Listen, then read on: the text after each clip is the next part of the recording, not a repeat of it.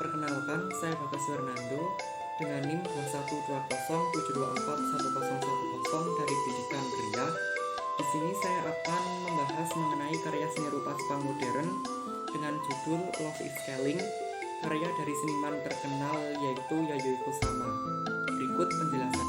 Love is Killing adalah instalasi seni multimedia karya seniman Jepang Yayoi Kusama. Ruang tanpa batas ditemukan oleh Kusama pada tahun 1960-an dengan menggunakan cermin atau permukaan reflektif lainnya untuk menciptakan serangkaian pantulan yang tampak berulang tanpa henti ke segala arah.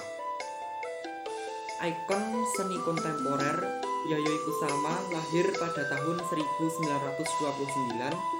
di Matsumoto, Jepang. Memiliki gagasan jalinan seni pop, minimalisme, dan psikedelia di seluruh lukisan, pertunjukan, presentasi ukuran ruang, instalasi pahatan luar ruangan, karya sastra, film, desain, dan Kusama lahir pada tahun 1929 dan sejak saat itu sebagian besar aktif sebagai seniman. Meskipun karyanya telah menjadi subjek diskusi sejarah seni selama beberapa dekade, kemunculan media sosial telah memungkinkan karya-karyanya yang sangat fotogenik menjangkau khalayak yang lebih luas dan dengan cara yang sama meningkatkan popularitasnya secara substansial. Saat ini, Kusama dianggap sebagai salah satu artis paling berpengaruh di zaman kita. Kesuksesannya tercermin dari besarnya dan keragaman basis penggemarnya. Love is Killing pertama kali tersedia pada tahun 2013 di Tokyo Mori Art Museum. Namun, sejak itu dibeli oleh Phoenix Family Foundation berkat sponsor mereka. Lukisan ini terakhir kali tersedia di Institut Seni Kontemporer di Boston sebelum ditutup karena mendadak masalah sanitasi. Karya tersebut terbuat dari kayu, logam, kaca, cermin, ubin, panel akrilik, karet, blower, elemen penerangan, dan speaker.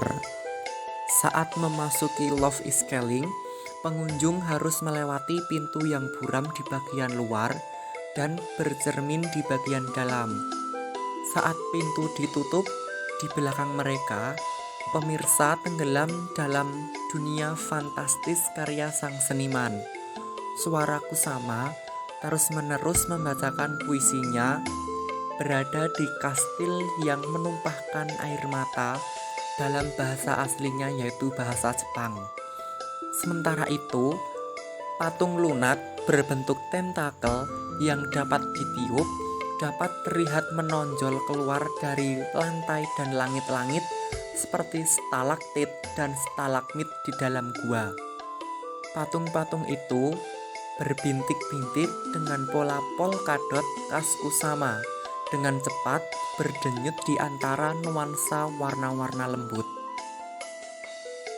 Meskipun sebagian besar instalasi cenderung mengarahkan pandangan pemirsanya ke titik fokus tertentu, Love is Killing justru sebaliknya. Kusama mencapai komposisi unik ini dengan menutupi sekeliling ruangan serta lantai dan langit-langitnya dengan cermin.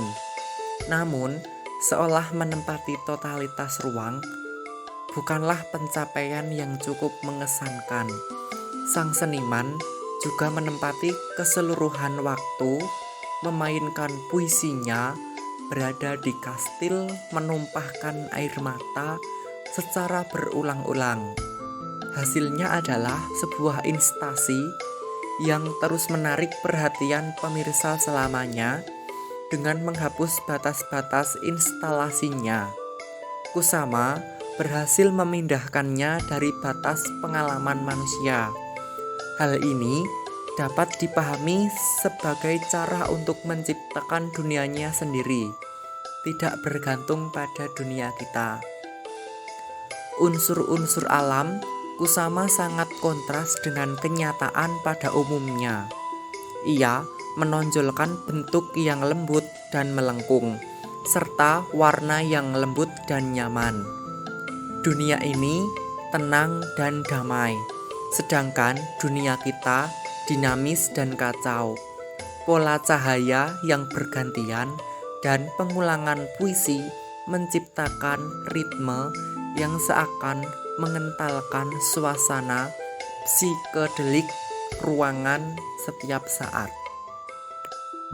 Saat ini, meskipun usianya sudah tua dan berbagai kondisi, Kusama terus memproduksi karyanya dari sebuah studio yang tidak jauh dari institusi psikiatri di tempat dia memeriksakan dirinya secara permanen.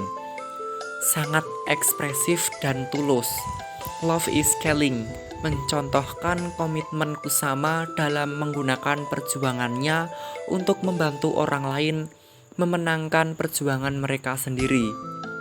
Ketidakterbatasannya yang agung dan panduan indah antara estetika surrealis dan pop memberikan kemampuan luar biasa untuk menarik perhatian pemirsa dari segala usia dan latar belakang, yang semakin memperkuat nilai instrumentalnya.